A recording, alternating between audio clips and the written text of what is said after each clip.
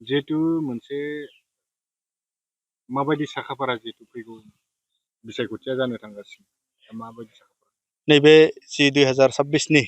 जि MLA बिसायख'थि जानो थांगासिनो दङ बेखौ लानानै सनितपुर जिल्ला इउपिपिएलआ खोब गोख्रों भाबै जोङो जिल्ला हिसाबैनो सनितपुर जिल्लायाव मोनबा समस्ति दङ हिसाबै जोङो मोनबा समस्तियावबो खामानिखौ मावगासिनो दङ आरो बेवहाय जोङो दिनैनि दिनाव देरहानो हानाय हिसाबै मोनथामसो समस्ति जोंनि नोजोराव दङ दा जोङो बे समस्तिफोराव बिसायख'थियाव जोङो केन्डिडेट होनायनि बाथ्राखौ जोङो सिन्था खालामबाय थादों आरो बेखौ लानानै जोङो सेन्ट्रेल भाबैनो जोंनि इउपिपिएलनि मानगोनां आफादगिरि आरो बारग' बिटिआर चिफ दानि राज्य सभानि जि एमपि प्रमद बर' सार बिथांजोंबो जोङो दाखालि 9 तारिखआव जोङो सावरायनाय जादों दि जोङो बरसला आरो बिखेखयै ढेकियाजुलि नैबे मोननै समस्तियाव जोङो दिनैनि दिनाव देरहानो हानाय मोनसे मेथामेटिक्सआव दङ दा बेनिखायनो नैबे खोथाखौ लानानै दिनै राङापारा ब्लक जि इउपिपिएल दा बिथांमोना माखासे बुथ कमिटि आरो प्राइमारि कमिटिफ्रा एसे गेप जानानै दङमोन दा बिथांमोना बेखौ लानानै दिनै सावरायदों आं बेहाय बाहागो लानानै बिथांमोनजों सावरायनानै आरो बुथ लेभेल कमिटिनि आरो प्राइमारि लेभेल कमिटिनि बिबानगिरि बिथांमोनजों सावरायनानै खोब मोजां मोनदों दि गमामायैनो जोंनि जि इउपिपिएलआ जिल्लानि इउपिपिएलआ दिनै नैबे राङापारा ब्लक हिसाबै खोब गोख्रों जानानै दङ दा बेनिखायनो फैबाय थानाय नैबे जि तारिखआव बा जि डेटआव जि मान्थआव जायाथों मानो जोङो दिनैनि दिनाव जोङो ढेकियाजुलि समस्ति हिसाबै गोख्रों जाना दं आरो देरहानो हानाय मोनसे पजिशनाव दङ दा जोङो इउपिपिएल हिसाबै जोङो मानो बेवहाय माने बिसायख'थियाव बाहागो लागोन निस्सय रायजो राजानि गेजेराव बे निस्सय प्रश्न थागोन खारन दिनैनि दिनाव आसाम गभर्नमेन्टनि माखासे माबाखौ नायनानै दा बेहाय गोबां प्रश्न निस्सय रायजो राजानि गेजेराव जिहेतु थागोन हिसाबै दा बेखौ नायोब्ला जोंनि गेजेराव जोङो नुनो मोनो बेवहाय इउपिपिएल हिसाबै इउपिपिएलनि जोनोमा जोङो जादोंमोन जोंनि जि जारिमिन इउपिपिएलनि जारिमिनखौ नायोब्ला जों माखासे नोंथांमोना नुनो मोनगोन दा बेनिखायनो बिखेखयै जोंनि नोजोरा 2020 सननि 7 जानुवारि एकर्ड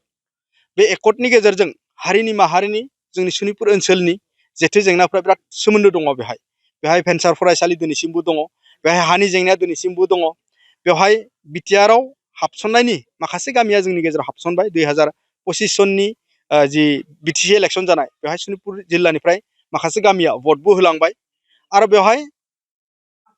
नांगौबायदि बै भटनि समाव नांगौबायदि रिजाल्टखौ निस्सय जोङो सनितपुर जिल्ला इउपिपिएल हिसाबै जोङो 70 to 75% जोङो बुथ सेन्टारफ्राव जोङो मोनसे सेन्टाराव बेबायदि रोखोमनि रिजाल्टखौ जोङो होनो हादों दा बेवहाय जोंनि रायजो राजानि गेजेराव आं बेखौनो बुंनो सानदों जोंनि गेजेराव मोननै गुबैयै दङ मोनसेया रायजो राजा दिनैनि दिनाव माखासेया लुबैदों डेभेलपमेन्ट आरो हारि हिसाबै जोङो थांना थानांगोनब्ला इसु दा इउपिपिएल हिसाबै जोङो डेभेलपमेन्टखौ जोङो फैबाय थानाय समाव जोङो राजनिति भाबै जेरैबायदि मावनांगौ जोङो बेखौ डेभेलपमेन्टखौ रायजो राजानि थाखाय ओनसोलनि थाखाय गामिनि थाखाय जोङो निस्सय मावगोन बे डेभेलपमेन्ट बे आलादा रोखोमनि खिन्थु इसुआ हारिनि गेजेराव दिनैसिमबो जोबाखै गामि हाबसननांगौ बिटिआर एक्सटेनसन जानांगौ 2020 सननि 7 जानुवारिनि गेजेरजों माखासे हाब्बाय सुहरनांगौ बे जोंनि इसु मोनसे दासिमबो समस्तिया 40थायैनो दङ 60ता समस्ति जानांगौ आरो 60ता समस्ति जायोब्लासो सनितपुर जिल्ला बिश्वनाथ जिल्लानि जेथो जेंनाफ्रा एमसिएलएफोरखौ जोङो बेहाय गेलेनो हागोन नङा होमबा आरो जिल्ला मुं लानानै जोङो जोंनि नैबे ओनसोलखौ माने फोसावनांगौ माने बिश्वनाथ आरो सनितपुरखौ लानानै दा नैबे 2020 सननि 7 जानुवारिनि गेजेरजोंसो बे इसुखौ जोङो खमस्याखौ समाधान खालामनो हागोन हाहुनि जेंनाफोरखौ जोङो खमस्याखौ समाधान हागोन दा जोंनि ओनसोलाव दासिमबो वाइल्ड लाइफ पार्टनि हानि जेंनाया जोंनि गेजेराव दासिमबो नुजायो दा बेफोर जेंनाफोरखौ दिनै जाय नैबे ढेकियाजुलि समस्तिनि बाथ्रा नोंथाङा बुंबाय थादों ढेकियाजुलि समस्तियाव अशोक सिंघाल बिथाङा दङ हिसाबै आरो बिथाङा दिनै 5 बोसोर धरि केबिनेट सासे मिनिस्टारबो जादों बिथाङा गोसो जायोमोनब्ला बे खामानिफोरखौ मावफुंजोबनो हायोमोन खारन हानि जेंनाखौ बिथाङा मावफुंजोबनानै होनो हायोमोन वाइल्ड लाइफ पार्टआवनो थायाथों मानो नर्मेल पार्टआवनो थायाथों मानो खारन वाइल्ड लाइफ पार्टआव ओरैबायदि मोनसे लिरनाय गैया 2006 सननि बे हानि जि मोनथाय मोननांगौनि जि माबायाव ओरैबायदि लिरनाय गैया वाइल्ड लाइफ पार्टआव दङब्ला फरेस्ट डिउलार एक्टनि गेजेरजों ट्राइबेल मानसिफ्रा हानि मोनथायखौ मोना होननानै बेहाय लिरनाय गैया खिन्थु गोसो जानानै बिथाङा माखासे खामानिफोरखौ मावालासिनो जेंनाखौ लाखिनानै भट बेंकखौ भटनि समाव रायजो राजाफोरखौ बाहायनो हानायनि थाखाय बिथाङा बे खामानिफोरखौ मावफुंजोबाखै दा बेनिखायनो दिनै जोङो जिखुनु प्रकारे बिथाङा 10 बोसोर धरि बिथाङा दिनै एमएलए जाना थानानै मिनिस्टार जाना थानानै जोंनि ओनसोलाव ओनसोलनि जेंनाफोरखौ सुस्रांनो थाखाय जेरैबायदि खामानि मावनांगोन बिथाङा मावैखौ जोङो नुनो मोनदों दा बेनिखायनो जिखुनु प्रकारे जोङो जोंनि इउपिपिएलनिफ्राय बिसाय खथियाव बाहागो लानानै जोंनि केन्डिडेटखौ जोङो जय खालामनो हानाय केपासिटिया दिनैनि गेजेराव दङ आरो दिनै बिराद मोनसे क्लियार पिक्सार जोंनि गेजेराव दङ हिसाबै जोङो बिसायख'थियाव जोङो बाहागो लागोन दा बेनिखायनो नैबे राङापारा ब्लकआ आफादगिरि नेहाथारिजों लोगोसे बुथ कमिटि लेभेलनि आरो जोंनि जि प्राइमारि कमिटि बिथांमोना बाहागो लानानै खुब गोख्रों भाबै माखासे थांखि आरो बिथांखिफोरखौ लानानै आवगायलांनायनि थाखाय बिथांमोना आखायाव दिनै हाबाफारि लादों आं बेहाय बाहागो लानानै बिथांमोनजों खुब मोजां मोनदों आरो निस्सय किक आउट खालामनायनि दिनैनि प्रि प्लानिं जोङो सोलिगासिनो दङ निस्सय नट अनलि अशक सिंगाल जोङो माखासे समस्तिनि बाथ्रा बुंदों बै समस्तिफोरखौ जों बाहागो लागोन जिहेतु माखासे गामिफोराव सेन्ट ग्रेभेल गारलाबायदों अशक सिंगाला जिहेतु बे राजखान्थिनि जिहेतु मोनसे इलेक्सन फैगासिनो बिनिसो बे सेन्ट ग्रेभेल गारनाय बा माबा मोनसे खामानि डेभेलपमेन्टनि खामानि मावना दिन्थिनाय बेखौथ' दिनै इलेक्सननि सिगाङावसो जों नुनो मोन्दों दिनै एक हप्ता एक मासनि सिगाङावसो नुदों बे खामानिया मानो 5 बोसोरनि सिगाङाव जायाखै बे खामानिया मानो आरो सिगां 5 बोसोरनि सिगाङाव मानो जायाखै बिथाङाथ' दिनै 10 बोसोर एमएलए ना दा जुदि गोसो दङमोनब्ला मावनाय प्रकृत भाबै गोसो थानानै खामानि मावनायमोनब्ला बे जेंनाफ्रा मालाबानो जोबगौमोन अशक सिंगाल हिसाबै बेनो जे सासे सुबुं दे बिथाङा मैदेर बायदि दिन्थिनो हाथाय मोनसे दङ आरो जानायनि हाथाय मोनसे बिथाङा दङ बेखौ रायजो राजा बिथांमोना बुजिनांगोन आरो जाय बिथांमोना अशक सिंगाल बिथां थाफानानै खामानि मावदों जोंनि लाइमोनफ्रा जोंनि सेंग्राफ्रा बिथांमोना पार्सनेलि मा डेभेलप जादों आं बेखौ बुंनो थाङाखै खिन्थु जोङो बेखौ हारि हिसाबै जोङो बुजिनांगोन जोंहा इसु दङ जोंनि इसुखौ जोङो खमायसाव समाधान खालामनांगोन पार्मानेन्ट सलिउसन जोंनो नांगोन पार्मानेन्ट सलिउसन जेलासिम थाया बेबायदिनो बिदेखि मानसिफ्रा फैनानै जोंखौ रायजो खालामबाय थागोन आरो बेबायदि जोंखौ मोनसे प्रलबनाव सेन्ट ग्रेभेल ट्रेक्टरसे ट्रेक्टरनै गारनानै जोंखौ थगायलांबाय थागोन भट आदाय लानो थाखाय बेनो आरो थ' बेनिखायनो आङो रायजो राजा बिथांमोनखौ खावलायगोन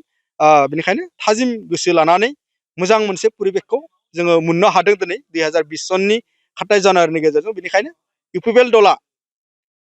इसुखौ लानानै इसुखौ बेस होनानै हानि जेंना फरायसालिनि जेंना आरो जोंनि गामि एक्सटेनसन 60टा माने समस्ति बारायनाय गोदान डिस्ट्रिक्ट खालामनानै गामि फोसावनायनि सायाव जोङो खामानि मावगासिनो दङ बेनिखायनो इसु बेस हिसाबै जोङो बिसायख'थियाव बाहागो लागोन रायजो राजा बिथांमोना जाहाथे मोजां मोनसे रलखौ दिन्थियो आं बेखौ खावलायबाय जितु राङापारा ब्लक नोंथांमोना जितु बिसायख'थिया गेजेराव साननैसोल'सै होनना बुंजायो माबायदि नोंथांमोना दोहौ बा नोंथांमोननि मोनसे जागरना माबायदि बे समाव आं नोंथांमोननि चेनेलनि गेजेरजों बेखौनो फोरमायनो लुबैदों जे जोङो दा बावैसो जोंनि सनितपुर जिल्ला इउपिपिएलनि आफादगिरि बिथाङा नुजाथिनायाव जोङो राङापारा इउपिपिएल ब्लक कमिटि दाफुंनायनि गेजेरजों दिनै जोङो गासै मोन 15 बुथ कमिटि दाफुंनाय जाबाय दिनैनि गेजेराव आरो लोगोसे मोन 3 प्राइमारि दाफुंनाय जाबाय जों बिनि गेजेरजों जोंनि मानगोनां प्रमद बर' सारनि निर्देश बायदियै आरो जोंनि जिल्ला इउपिपिएल दोलोनि बिथोन बायदियै जोंनि ब्लकनि जेरैबायदि खामानि मावनो गोनां बे खामानि मावनो गोनाङा अलरेडि मैया दाख्लैनिफ्रायनो बिराद स्ट्रंआव सोलिगासिनो दङ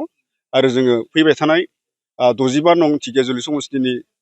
जिहेतु बिजाथि जोंनि गेजेरनिफ्राय होनाय जागोन दा बिनि थाखाय जोङो सान हर खामानि मावनानै जोंनि थांखिखौ जाफुंहोनो थाखाय जों गासिबो बयबो थियारि रायजो राजाफ्रा जोंना गासिबो थिगानो दंजोबो जोंनि माखासे दोलोफोरनि थगायनाय नंखाय बाथ्रा बुंनाय आरो